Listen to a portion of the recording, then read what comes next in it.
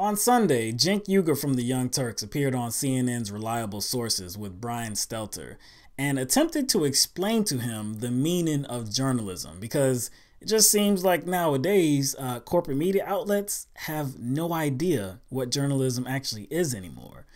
So I know many of you have already seen this interview, but for those who haven't, here's a few clips. We know the superdelegates are establishment figures, or former governors and people like that are clearly pro-Clinton. Nothing's going to happen that's going to change their mind. Again, not true. So, Brian, you say nothing's going to happen. What's going to happen? Tell me. I can tell you exactly what could happen. Are you wishing for an indictment? Are for extraordinary. Hold on. They are for extraordinary circumstances. You know what would be extraordinary? If one of the candidates were indicted. Of course. So you guys keep assuming there'll be no indictment. And Brian, I hear you have reliable sources. So tell me, do you have any sources inside the FBI or the State Department that have already told you that she is not going to get indicted? Because that would be news. I do not. I cover media, not the FBI. But you think about what's going to happen on Tuesday at 8 p.m. New Jersey's going to close. No, that's not true at all. And for the first time in the history of this country, frankly, this is really exciting to say. For the first time in the history of this country, we're going to have a female nominee of a major party. I don't care if you're Republican or Democrat or Libertarian. That's something this country should note and acknowledge. And don't you think it's a shame that the Bernie Sanders talk is going to overshadow what we can all agree is a historic milestone? I mean, look at the framing you just gave it, right? So I think Hillary Clinton is a completely pro-establishment candidate that will continue this corrupt system where private interests finance the elections. Historic milestone? And so, Wow. Wow, that interview was horrific.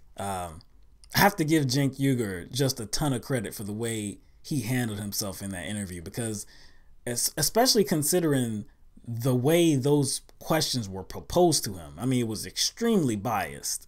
This guy, Brian Stelter, could he be any more pro-establishment than he is? He starts off by talking about, well, there's nothing wrong there. Well, there shouldn't be anything wrong with CNN or any other media outlet proclaiming Hillary the winner because of the superdelegate totals. Nothing wrong with that at all, even though the superdelegates don't vote until the convention, July 25th. So why would you proclaim her the winner if you have to include the superdelegates and they haven't voted yet? You can claim they're going to vote this way all you want to. They very well may. I mean, they are establishment figures. Maybe they will, but they haven't done it yet.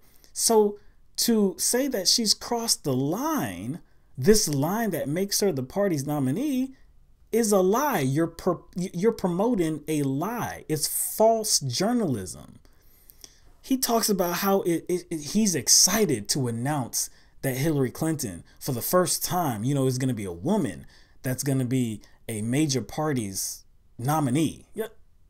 Should I be excited about that?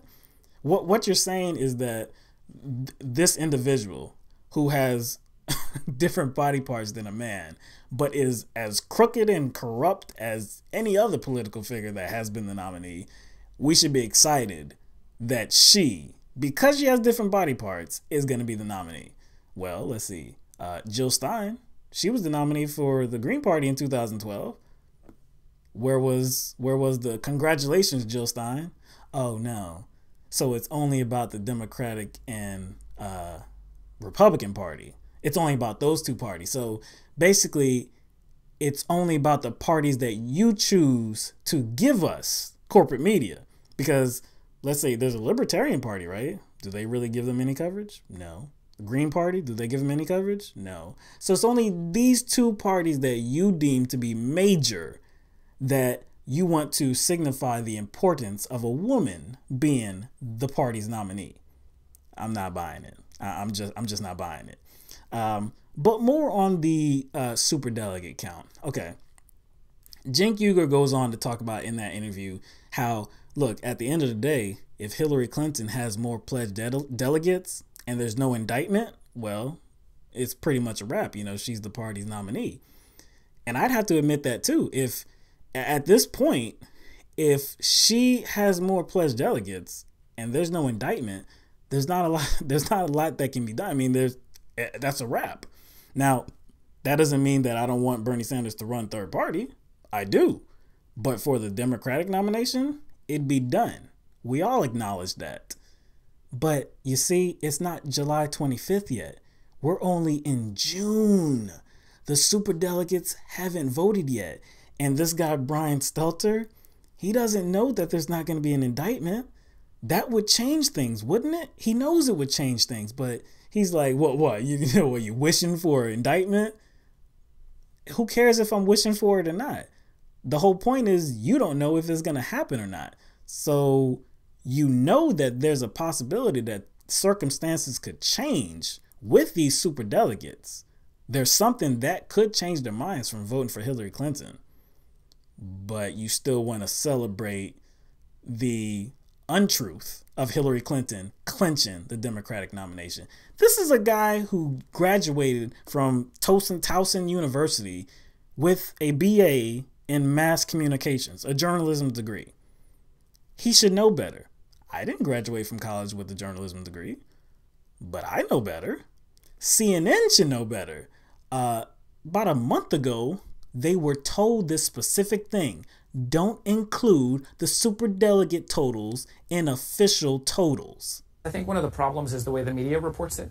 Any night that you have a primary or caucus, the media lumps in superdelegates that they've basically polled because they just call them up and say, who are you supporting?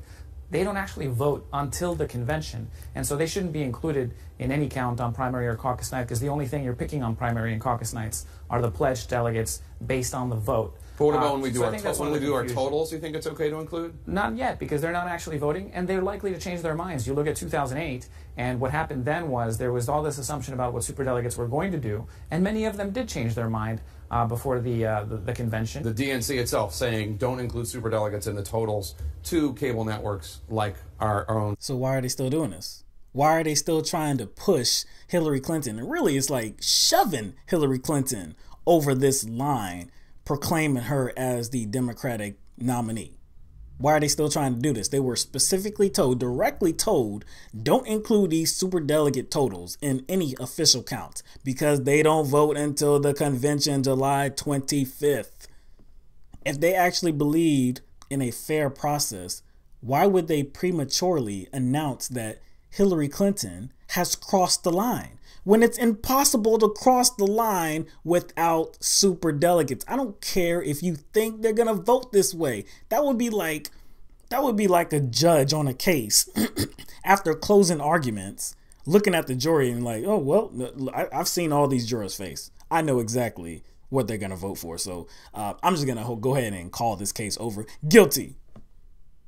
You can, like I said, you can surmise what the outcome is going to be. You can make an educated guess. Nobody's preventing you from doing that. But to declare the race over when it can't be over until the convention, CNN does not believe in journalism, and they just proved it.